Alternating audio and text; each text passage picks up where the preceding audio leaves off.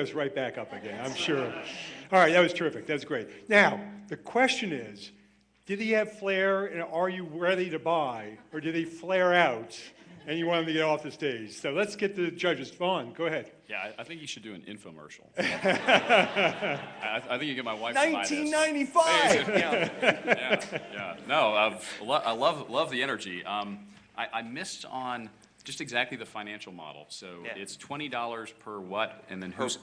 Sorry, go ahead. And who's paying it? So individual website owners pay us $20 a month. And even with this really simple model where we're just charging a small fraction of our users the $20 a month, we're actually already profitable on a unit economic basis. So we have built an engine which is so efficient at processing bytes that we can offer services that had an average selling price of $10,000 a month, and we can offer them at a much, much more affordable price. The goal, we almost have a religion about this. We want to bring performance and security to the rest of the web, and we don't want it to just be reserved to the 2,500 customers of an Akamai. Lou, what did you think? I thought it was great. I think that there's been a gap. I mean, first of all, getting in the CDN business, courageous. There's lots of them. And it's a pretty mature market. It's actually not a very big market. Yeah. Part of the reason it's not a very big market is because it's been for the top 1,000 sites forever. Is that the opportunity to have a mass market CDN is there. Is that what you are? We don't really think of ourselves as a mass market CDN, but we do use a lot of CDN technologies. The history of how we got to where we are is we started as a security company. The idea was, could we put security in the cloud and be able to offer that? So my background is security. A lot of our original team's background is security. And the concern was, if you put security there, are you going to introduce latency, right? Are you going to slow it down? And so we worked with some of the original engineers from Akamai, some of the real leaders in this field in order to say, how can we reduce that latency as much as possible? And to our surprise, our honest to goodness surprise, when we turned the system on, it made sites so much faster that we realized, wow, we're more than just a security company. We can offer performance, right? And we can offer the security product, and we can secure and make the entire web significantly more performant. So we do some CDN-like things, but we don't really describe ourselves as a CDN. You need to figure out what you describe yourself as, because you got to be something. Well, and so I think, you can't be everything. So I would be careful on that one. So if you're a security company, tell me what you replace. What do companies no longer have to do? Is it big claims in terms of making your application secure. That's a big claim. So what level of security do you offer, and what are you replacing? So for a rack space, we would be replacing something like Prolexic, or an anti-denial of service attack company that's stepping in. Because we run an anycasted network with POPs scattered literally around the world, we can black hole denial of service attacks coming out of China in a way that if you're running a single or even multi-homed network, it's much more difficult for you to do. For our actual end consumers, then we're replacing something like a web application firewall. But for most of our customers, we're not replacing anything, because a web application firewall has typically been an appliance that they haven't been able to really install. They maybe relied on their hosting provider to do it, but they don't have the wherewithal to actually get that on their site. And as we move more and more to the cloud, that's actually becoming a harder and harder thing for them to have delivered in a usable form. Okay. One more question, sorry. Go for so it. You have this sort of unlimited plan. I mean, most CDNs charge by the gigabyte. So explain that. So what if we're pushing 100 megabits? How much is it going to cost?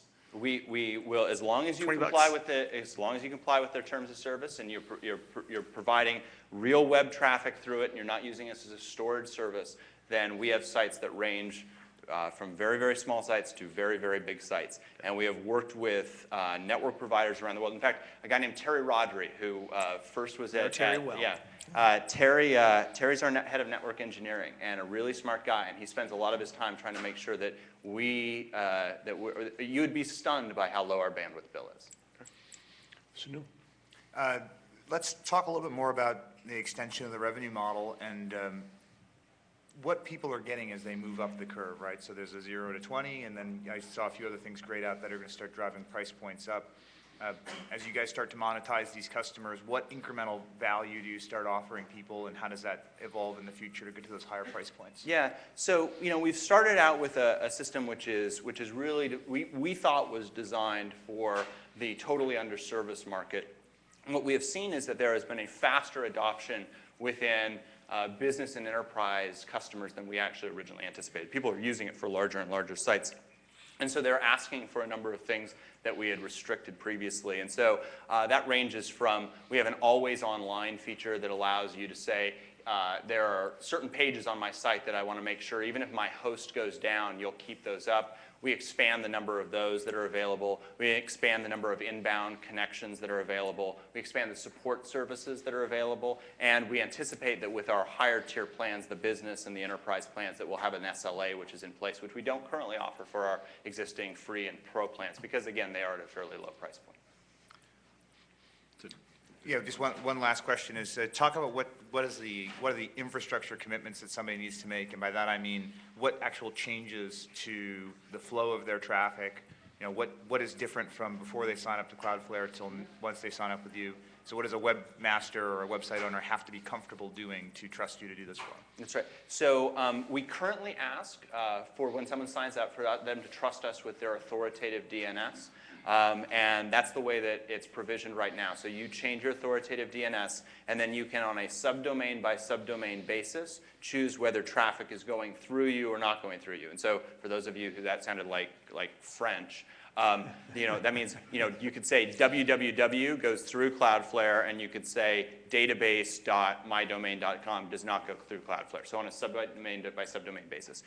We're rolling out an additional way of signing up, which we actually already support for our partners, which allows you to do it on a CNAME basis where you keep control of your own DNS architecture and then just point a CNAME to us. That's how we already work with our partners that are out there, and we're going to make that available to individuals signing up through the service in a self-service model as well. Got it. Bon.